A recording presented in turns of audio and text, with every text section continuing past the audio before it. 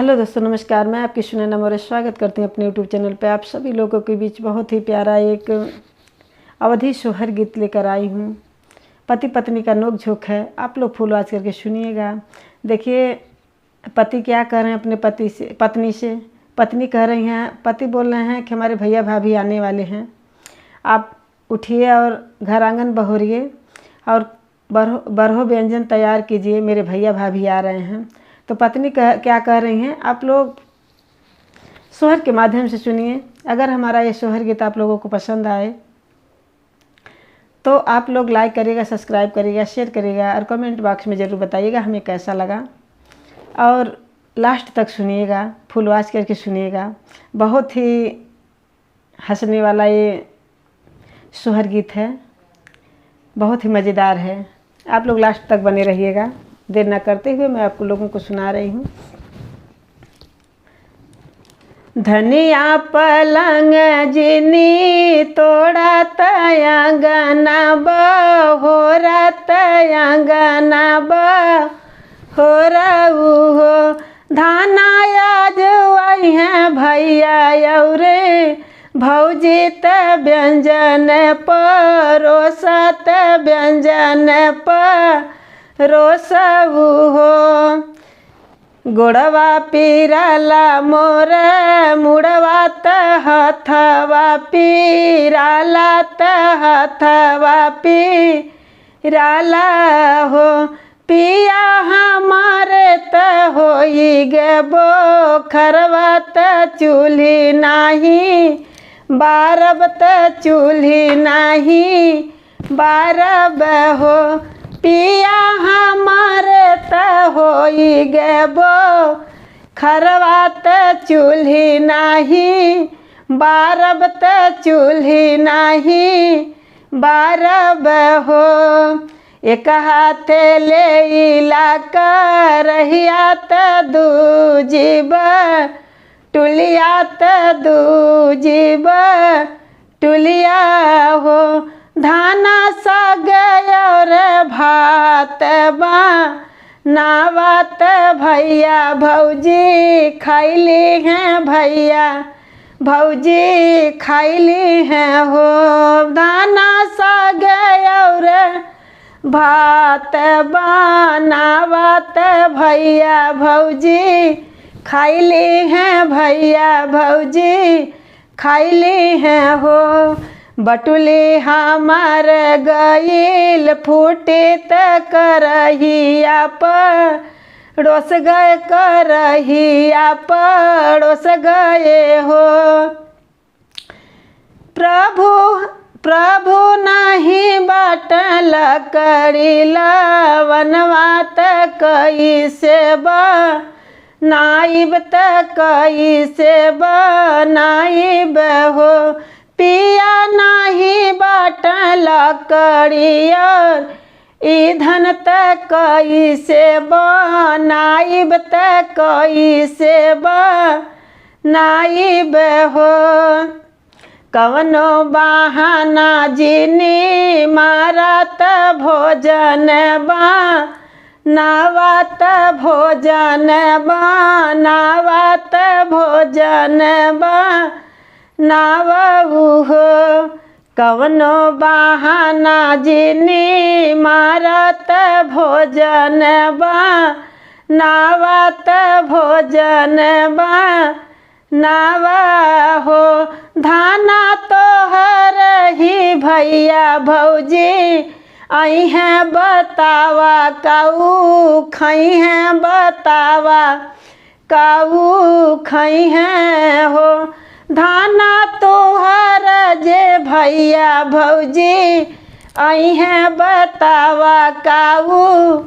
खई हैं, बतावा काऊ खई हैं हो, हाली हाली अंगना बहारब तले वाया दहन डारब तले वाया दहन डारब हो, पिया दूध और मेवाले यावा बखरिया बखिरिया बनाइब बखिरिया नाइब हो पिया दूध और में वाले यावा बखीरी आबा नाइब बखीरी आबा नाइब हो गोड़वा पीराला तोहार हथवा त मुड़वा पीराला हो गोड़वा पीराला तोहार हथवा त मुड़वा पीराला हो धाना तोहर त भइल बो खरवा त कैसे बनैबू त कैसे बनैबू हो धाना तोहर त भइल बो खरवा त कैसे बनैबू त कैसे बनैबू हो नाही मोर गोड़वा पीराला त नाही मोर मुड़वा त नाही मोर मुड़वा हो नाही मोर गोड़वा पीराला त नाही मोर मुड़वा हो पिया जाई बजरिया लावत व्यंजन बा नाइब त व्यंजन बनाइब हो फूट गईल तुहरी बटुलिया त करहिया पड़ोस गए करहिया पड़ोस गए हो धाना लकड़ी और धन नाही त कैसे बनैबू त कैसे बनैबू हो धाना लकड़ी और धन नाही त कैसे बनैबू त कैसे बनैबू हो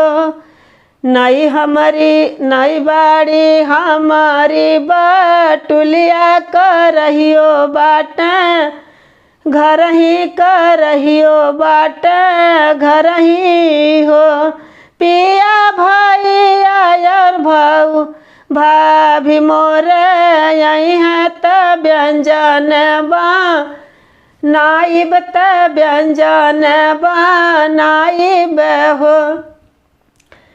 पिया भैया और भाभी मोर आई हैं त व्यंजन बनाइब त व्यंजन बनाइब हो हमरे भैया भाभी खातिर तोहार गोड़वा पीराय और मुड़वा पीराय और मुड़वा पीराय हो धाना अपने भैया भाभी खातिर ठीक त व्यंजन बनाव त व्यंजन बनाव हो धाना अपने भैया भौजी खातिर ठीक त व्यंजन बनाव त व्यंजन बनावई हो। धन्यवाद।